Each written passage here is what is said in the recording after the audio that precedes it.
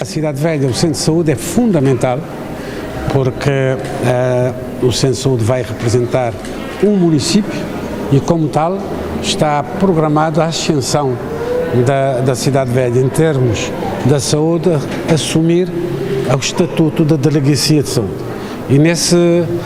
Portanto, a estrutura vai ser mais complexizada para responder de forma adequada à demanda que se oferece na Cidade Velha.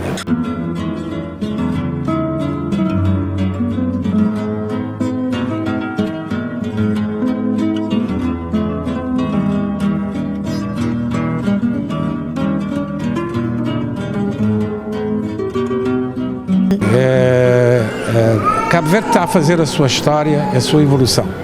Eu fiz parte do sistema de saúde, fui médico, fui delegado de saúde da Praia, dei consultas durante alguns anos na Cidade Velha e o que nós podemos constatar é que está havendo uma complexização. Não havia médico na Cidade Velha, hoje há duas médicas, havia apenas um enfermeiro há bem pouco tempo, há 20 anos.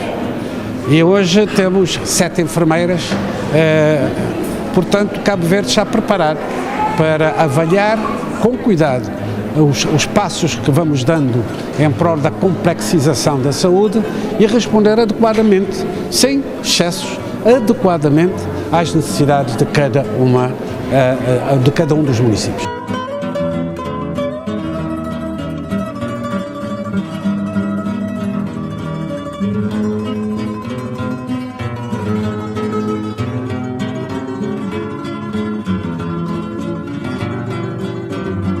Fazer a visita à Ilha de Santo Antão, para o qual, portanto, tive que me deslocar rapidamente.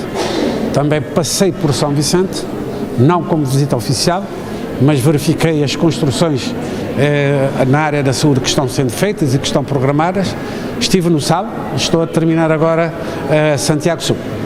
O que eu posso dizer é que Cabo Verde está a fazer uma história extremamente importante no processo dos serviços de saúde em Cabo Verde.